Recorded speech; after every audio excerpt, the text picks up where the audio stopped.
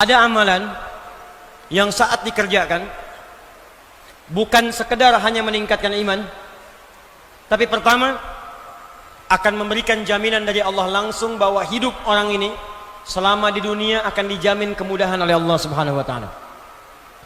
Di alam kubur akan dipelihara jasadnya utuh sampai menghadap kepada Allah. Dan di hari kiamat ketika dihisab langsung diberikan mahkota sebagai penghargaan dalam kepalanya. Diberikan gelang-gelang emas di tangannya, dipakaikan jubah di badannya. Dan yang paling dahsyat, saat masuk surga, dia diperkenankan menggandeng bapak ibu yang telah melahirkannya, bapak yang telah bekerja keras untuknya, istri yang mendampingi selama hidupnya, dan anak keturunan yang telah hadir dari kehidupan rumah tangganya. Semuanya akan dipimpin orang ini masuk ke dalam surga. Bukan surga biasa, tapi surga yang paling tinggi, dan disambut oleh semua malaikat di depan pintu surga. Amalan ini adalah amalan mencintai Al-Quran. Amalan mencintai Al-Quran. Jadi ketika kita mendekat dengan Al-Quran, langsung disebutkan oleh Nabi SAW dalam hadis riwayat Al-Bukhari dari Abu Abdurrahman As-Sulami, dari Utsman bin Affan radhiyallahu taala anhu, termasuk Ali bin Abi Thalib karamahullahu wajha, anin Nabi sallallahu alaihi wasallam qal, perhatikan kalimatnya, khairukum man ta'allamal Qur'ana wa 'allamah. Jika ada amalan-amalan bisa dikerjakan selama hidup, maka yang terbaik yang bisa membuat Anda lebih baik dalam hidup adalah amalan belajar tentang Al-Quran. Belajar Al-Quran dibagi 3 bagian. Saya cepat. Jika Anda ingin jadi ahli Quran, maka amalannya ada 3. Tolong malam ini siapkan diri kita, kira-kira dari 3 ini kita sanggupnya yang mana? Sesuai dengan kesanggupan kita. La yukallifullahu nafsan illa. 1. Ada amalan mencintai Al-Quran dengan memperbanyak bacaan Al-Quran. Disebut dengan qiraah. 1. Amalannya qiraat Al-Quran. Qiraah. Dari sekarang ayo, buat amalan ini, susun. Alhamdulillah kemarin-kemarin ada gerakan one day one juz. Sehari 1 juz baca. Naikkan sehari 2 juz, sehari 3 juz, sehari 4 juz. Cintai Qurannya. Karena itu Nabi sering memotivasi kita. Bahkan kata Nabi, buka hadis riwayat At-Tirmidzi, nomor hadis 2010. Orang yang terbiasa membaca Al-Quran, maka 1 huruf dari Al-Quran itu akan diberikan 10 balasannya. Man qara'a harfan min kitabillahi falahu asyru hasanat. Walam aqul alif lam mim harfun, walakin alifun harfun, lamun harfun, mimun harfun, walikulli harfin asyru hasanat. Siapa yang biasa baca 1 huruf dari Al-Quran, walaupun cuma 1 huruf, akan dibalas oleh Allah 10 kebaikan. Saya tidak katakan alif lam mim 1 huruf, tapi alifnya sehuruf, lamnya 1 huruf, mimnya 1 huruf. Setiap hurufnya 10 kebaikan. Anda sholat subuh 2 rakaat, selesai sholat diberikan 10. Dalilnya Quran surah ke-6 ayat ke-160. Man jaa'a bil hasanati falahu asyru amsalihha. Selesai salat dikasih 10. Tapi Quran 1 huruf diberikan 10. Baru 1 huruf. Nun 10. Sudah dulu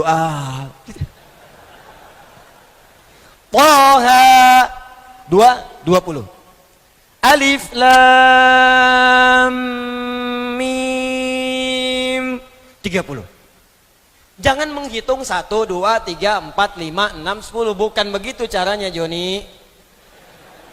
Di hadis Muslim, masuk masjid saja baru masuk sudah dapat 25. Kata Nabi cara ngitungnya 1 ke 2 500 tahun, 2 ke 3 500 tahun, 3 ke 4 500 tahun. Jadi kalau ada sehari nggak baca Quran, kehilangan berapa ribu tahun Anda pahala di sisi Allah Subhanahu wa taala. Quran. Jika Anda merasa banyak maksiat, harus pintar. Cari amalan-amalan paket hemat. Dikerjakan pahala berlimpah. Baca Quran paling bagus. Dosa 100. Bacakan Bismillahirrahmanirrahim. 19 huruf. 190. Nutup tuh. Tapi kalau 100 baru dosa masa, telinga belum, lisan belum, tangan belum, kaki belum. Maka cari surat-surat yang kita baca dari awal sampai akhirnya. Kalau ingin 30 juz, bikin caranya, saya mudahkan. dengan izin Allah Subhanahu wa taala. Perhatikan. Kalau langsung dibaca 1 juz rasanya lama. 1 juz bagi 5 waktu salat. Subuh, zuhur, asar, maghrib, isya. Bagi 5. Al-Fatihah nggak usah dihitung. Contoh juz pertama. Al-Baqarah 1 sampai 141. 141 bagi 5 berapa? Cepat. 28. 28. Subuh 28 ayat. Zuhur 28. Asar 28. Maghrib, isya 28.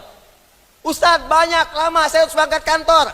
Pendekin lagi. Bagi 2. Sebelum subuh 14. Setelah subuh 14. Sebelum zuhur 14, setelah subuh, setelah zuhur 14. Terus 14, 14, 14, 14, 14, 14. 14 ayat itu berapa menit sih? Paling lama 5 menit. Apa nggak punya waktu 5 menit untuk menggugurkan dosa Anda? Apa nggak punya waktu 5 menit untuk akhirat Anda? Bahkan Anda di sekarang, Masya Allah, di mobil bisa tilawah Quran, di jalan bisa baca Quran, cuma 5 menit. Jika Anda bisa investasi 5 menit dengan sesuai rumus ini, sehari selesai 1 juz, 30 hari sebulan selesai 30 juz. Ustadz belum sampai, cari wirid-wirid kata Al-Imam An-Nawawi. Dari Al-Quran, cintai beberapa surat tertentu, dawamkan untuk dibaca. Nabi menyampaikan dalam hadis sahih di Al-Bukhari, orang yang senang baca Al-Baqarah dan Ali Imran, maka keduanya akan menjadi awan yang melindungi di hari kiamat. Ka'annahuma ghamamat.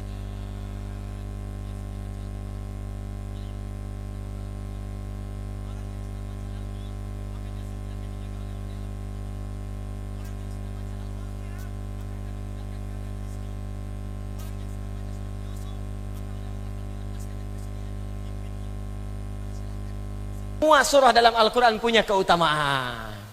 Maka silahkan Al-Baqarahan, Ali Imranan, An-Nisaan, Yasinan, Al-Kahfian, ya. Jangan cuma Qul huwallahan, Qul al-Falakan, An-Nasan. Cari ayat-ayat, cari surat-surat yang kita bisa jadikan wirid.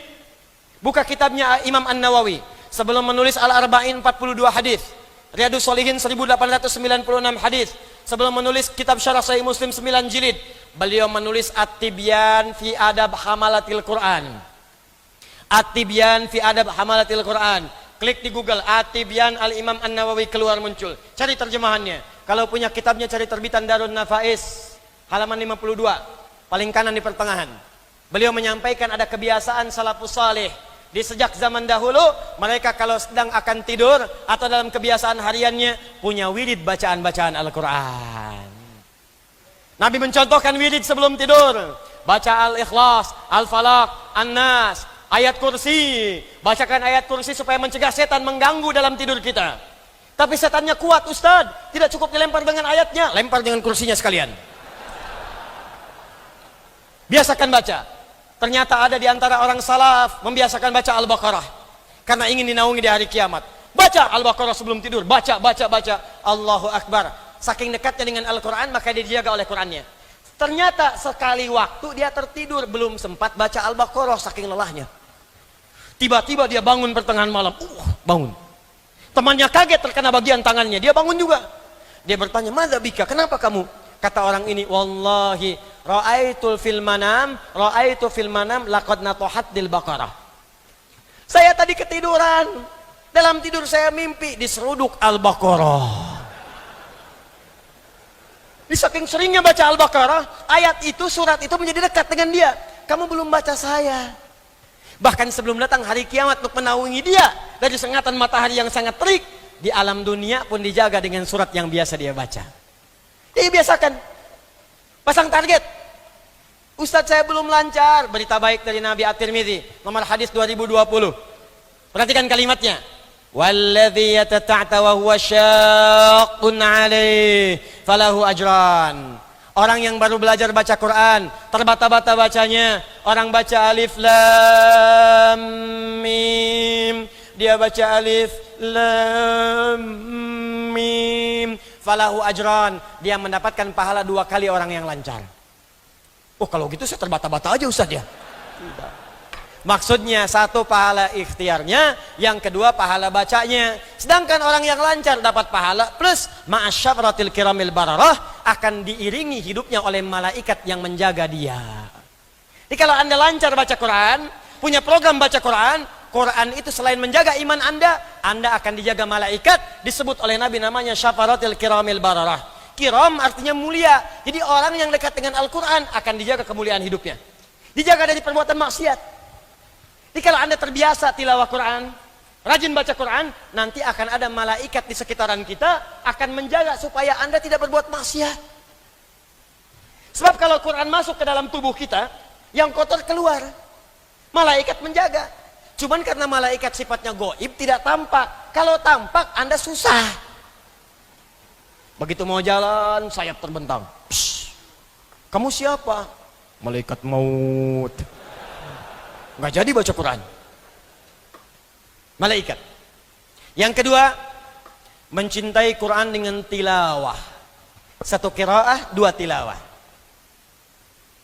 Kalau qiraah, sekedar baca, tidak menuntut pemahaman. Kalau tilawah, dari asal kata tala yatslu tilawatan punya tiga arti. Al-qiraatu wal fahmu wal amalu bima fuhima. Baca, pahami, amalkan. Itulah tilawah. Makanya ketika ada orang baca Quran, cuma baca disebut qori dari qiraah. Tapi seringkali orang tua kita suka mendampingi dengan yang menerjemahkan. Supaya maknanya dipahami. Saat dia menerjemahkan, dia disebut apa namanya? Ada orang baca, ada orang menerjemahkan. Yang menerjemahkan disebut apa? Tuh, tilawahnya muncul, sari tilawah. Sebetulnya cuman tilawah saja, nggak pakai sari. Cuman mungkin di Indonesia yang pertama kali tilawah namanya Bu Sari. Makanya disebut sari tilawah. Ya. Tilawah saja, tilawah. Tapi tidak salah kalau ingin disebut sari tilawah. Tilawah itu intinya menggali makna-makna Al-Quran untuk diamalkan dalam kehidupan. Nah sekarang silakan, nggak usah sulit-sulit. Yang kita butuhkan apa yang Anda kerjakan itu apa? Contoh. Maaf ya maaf, Anda sudah jadi ayah berapa tahun? Ibu di bawah sudah jadi ibu berapa tahun? Kenapa Anda tidak mengeluarkan ayat-ayat tentang ayah dan ibu? Pelajari, praktekkan, amalkan. Maka disitulah muncul samara, sakinah, mawadah, rahmah. Kapan samara itu muncul? Kalau Anda dekat dengan Allah. Karena itu keluarkan bimbingan dari Allah dalam Al-Quran. Dibawa ke rumah tangga. Anda pekerjaannya apa? Bisnis Ustadz, keluarkan ayat-ayat tijarah dalam Al-Quran. Bimbingan bisnis dalam Al-Quran. Anda kerja di mana? Di birokrasi Ustadz, diplomasi Ustadz, keluarkan ayat-ayat pemerintahan, keluarkan, praktekkan dalam pekerjaan Anda. Anda kerjanya apa? Saya masih kuliah Ustadz, keluarkan ayat-ayat ilmu dalam Al-Quran, praktekkan. Itu yang disebut dengan tilawah. Tafsirnya disebut tafsir maudhu'i, tafsir tematik. Mempelajari Al-Quran untuk mengamalkannya. Itu yang banyak dipelajari oleh sahabat-sahabat Nabi SAW. Kata Abu Abdurrahman As-Sulami, aku sejak belajar, akhadtu Al-Qur'ana an qaumin. Aku belajar Quran dari sekelompok orang. Yang dimaksud sekelompok orang ini sahabat. Yang aku perhatikan mereka, kata Abu Abdurrahman As-Sulami, setiap mereka belajar 5-10 ayat, paling banyak 10 ayat, maka mereka tidak akan melanjutkan pada ayat setelahnya sebelum mengamalkannya. Baca, amalkan, baca, amalkan, baca, amalkan. Bahkan Amr bin As mengatakan, aku khawatir saat ini banyak orang yang belajar Al-Quran, sedikit hafalan tapi banyak mengamalkan. Tapi aku khawatir nanti di masa depan ada orang hafal Al-Quran semudah meminum air, kasyurbil ma', tapi sedikit dalam mengamalkannya. Dikata Amr bin As, aku khawatir nanti ada masa berlomba-lomba menghafal Quran. Hafal, hafal, hafal, hafal, hafal. Baca banyak, banyak, hatam, hatam, hatam, hatam. Tapi ngamalkannya sedikit. Bahkan ada yang tidak mengamalkan. Hafal Quran tapi zalim. Ini yang kedua. Yang ketiga, ini bagian terakhir. Dan ini yang paling dahsyat. Mulailah kita dengan berusaha menghafalkan Al-Quran dengan tujuan mengamalkannya. Dikenal dengan tahfidz.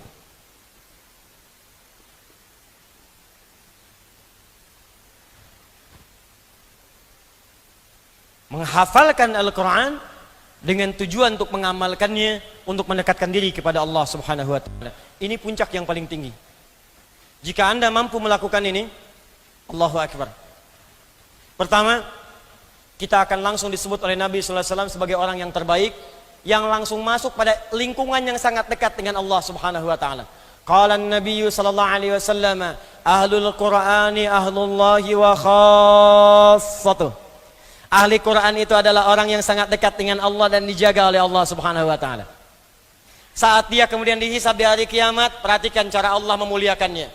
Turun Quran surah 35 Fatir ayat 33, paling kiri agak sedikit ke atas di mushaf. Perhatikan kalimatnya. Jannatu adnin yadkhulunaha. Orang ahli Quran itu akan mulai masuk lewat surga Aden. Yuhallawna fiha min asawir. Sebelum masuk akan diberikan perhiasan dulu. Tangannya akan dihiasi gelang-gelang emas untuk membedakan dengan yang bukan ahli Quran. Walibasuhum fiha kharir. Dan pakaiannya itu Masya Allah akan terbuat dari sutra. At-Tirmidzi nomor hadis 2015. Wa yulbasu ilaihi tajul karamah. Dipakaikan di kepalanya mahkota kehormatan untuk membedakan dengan yang bukan ahli Quran. Lalu dipanggil orang tuanya kalau dia memfasilitasi anak itu untuk menghafal Quran. Maka dipakaikan di tangan anak itu mahkota untuk kedua orang tuanya di hadapan seluruh penduduk langit dan bumi. Wa yulbasu ilaihi libasal karamah. Maka dipakaikan kemudian pakaian kehormatan. Qurannya mengatakan, ya Allah, zidhu, ya Allah, tambahkan kepada penghafal, bedakan dengan fasilitator. Fayul basu ilaihi libasal karamah. Maka dipakaikan di tubuhnya pakaian kehormatan, pakaian kemuliaan. Maka apa yang terjadi setelah itu? Allahu Akbar. Diminta anak ini menggandeng bapak ibunya, menggandeng pasangannya. Kalau perempuan menggandeng suaminya, kalau laki-laki menggandeng istrinya, lalu kemudian memimpin keluarga besarnya, anaknya, cucunya, sepanjang mereka beriman semua dan beramal soleh. Muncullah Quran surah ke-13 Ar-Ra'd ayat 23 sampai 24. Pembukanya sama dengan surah Fatir ayat 33. Jannatu adnin yadkhulunaha. Di Fatir, Jannatu adnin yadkhulunaha di Ar-Ra'd. Di surah Ar-Ra'd, Jannatu adnin yadkhulunaha wa man salaha min abaihim wa azwajihim wa dzurriyyatihim Allah wal malaikatu yadkhuluna alaihim min kulli bab. Dia akan dipertontonkan pada seluruh penduduk langit dan bumi, masuk ke setiap pintu surga, dan malaikat menyambut di setiap pintu surga mengatakan, salamun alaikum bima sabartum. Selamat, Anda saat di dunia telah sabar belajar Quran, Anda di dunia sabar menghafal Quran. Sekarang silakan nikmati semua kenikmatan di surga yang telah disiapkan untuk Anda. Fa ni'ma uqbadar. Tingkat paling tinggi. Maka saat dia akan masuk ke surga, dia diminta membacakan Quran yang ia biasa bacakan saat di dunia. Faqra waqar fa inna akhira qiraatika akhiru manzilatika. Hei ahli Quran, bacakan Quran yang biasa engkau bacakan saat di dunia, maka akhir bacaanmu itu disitulah tempat tinggalmu. Maka di situ banyak terjadi penyesalan. Ada yang baca sampai ayat 5. Ulaika ala hudam mir rabbihim wa ulaika humul muhtadun. Begitu sampai situ selesai di situ. Ada kawannya sampai 10. Fi qulubihim maradun fazadahumullahu marada. Naik lagi. Ketika dibacakan naik. Semakin tinggi semakin indah surganya.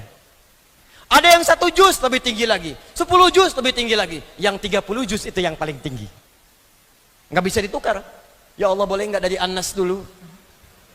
Yang paling tinggi semakin tinggi semakin tinggi. Maka dari itu perhatikan canda orang-orang Palestina. Anak-anak yang banyak sebagian orang menangisi mereka, yang mengatakan kasihan anak Palestina. Banyak orang tidak tahu ternyata mereka dimuliakan oleh Allah. Dan kita yang harus mengevaluasi diri. Jangan-jangan kita yang patut dikasihani. Mereka yang makan roti dibagi 16 potong. Mereka yang mencari air yang kadang-kadang telah diracun itu. Ternyata mereka adalah produk penghafal Quran nomor 1 di dunia. Dari sejak kecil mereka menghafal Quran. Dari sejak kecil mereka didekatkan dengan Al-Quran. Dan perhatikan canda mereka ketika bercanda dengan teman-temannya. Kalau sudah ada yang 30 juz, maka mereka akan bercanda kepada yang 20 juz, 15 juz, 25 juz, 5 juz. Kata yang 30 juz, nanti kalau saya sudah di atas, kamu saya dadahin di bawah ya. Anda sudah sampai kemana? Duhai Anda siapa yang sedang membanggakan diri, yang bercita-cita masuk surga Firdaus. Berapa amal yang telah dikumpulkan sampai malam hari ini? Berapa yang telah kita siapkan? Dan berita baiknya, alhamdulillah di Indonesia sekarang banyak 34 provinsi, hampir seluruh daerah sekarang sedang berlomba menjadi ahli Al-Quran. Kalau Anda tidak memulai, maka Anda terlambat. Anda tertinggal. Saya mendapati satu keluarga, Pak. Suaminya bekerja serabutan, hanya kuli bangunan, kata manusia biasa. Istrinya mengambil kayu-kayu di sawah. Anda kalau datang dimuliakan oleh beliau. Ikan diberikan, makanan diberikan, kumpul seakan-akan gak ada yang tidak ada. Dan ketika ditanya, istrinya akan berkata istrinya, alhamdulillah, Allah kasih rizki banyak sama Abi, sebulan bisa dapat 500 ribu. 500 ribu yang bagi Anda cukup dengan pulsa saja. 500 ribu yang bagi Anda cukup dengan pakaian saja. Bagi orang ini, keluarga ini banyak. Ternyata istrinya hafal Quran 7 riwayat. Suaminya yang kuli bangunan itu sudah hafal Quran 30 juz. Anak-anaknya semua hafal Quran 30 juz. Anak kecil sekarang hafal Quran 4 tahun hafal Quran. Kami ada murid belajar di Bekasi sekarang 7 tahun hafal Quran dengan nomornya, dengan posisinya, dengan ayatnya, dengan temanya. 5 tahun hafal Quran buta mata. 64 tahun sudah memulai menghafal Quran. Bahkan mereka maghribnya jam 5.30, jam 5 sudah di masjid. Ada yang berusaha menghafal Quran tinggal 30 hari menjauh dari keluarganya. Jadi kalau Anda tidak mulai, Anda tertinggal. Anak kecil usia 5 tahun, maghrib masih setengah jam, sudah datang ke masjid untuk sholat berjamaah, menghafal Quran, tinggal sampai isya, belajar sampai setengah 9, pulang ke rumah. Sementara dia belum balik. Anda diberikan 40 tahun, 50 tahun, 60 tahun, pengen masuk surga Firdaus. Sampai malam hari ini pun untuk baca Quran masih belum punya waktu. Berapa lama lagi waktu yang Anda butuhkan untuk mendekat kepada Allah? Berapa lama lagi? Nasihat saya, kalau Anda tak mampu berlomba dengan orang soleh, meningkatkan amal baik, sebaiknya segera berlomba dengan para pendosa untuk bertobat dan istighfar di hadapan Allah Subhanahu wa Ta'ala. Istighfar, istighfar. Tingkat maksiat semakin tinggi, godaan semakin kuat. Kalau amalan tidak pernah meningkat, kapan lahirnya kita berdekat dengan Allah Subhanahu wa Ta'ala? Kapan dapatnya kita kemuliaan dari Allah Subhanahu wa Ta'ala? Karena itu takwa disebutkan 115 kali, tapi nafsu pun disebutkan 115 kali. Tuh, takwa 115 kali. Nafsu, sumber keburukan disebutkan 115 kali. Nafsu itu sumber keburukan. Quran surah 12 ayat 53. Wa ma ubarri'u nafsi innan nafsa la'ammaratun bisu. Takwa 115 kali, nafsu 115 kali. Jadi kalau Anda ingin jadi baik dengan takwa, maka akan dihambat oleh nafsu, sama persis.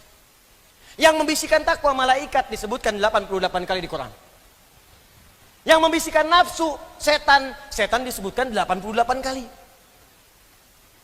Di setiap kita akan terus mengerjakan kebaikan, maka akan ada setan berusaha menghambat kita mengerjakan itu.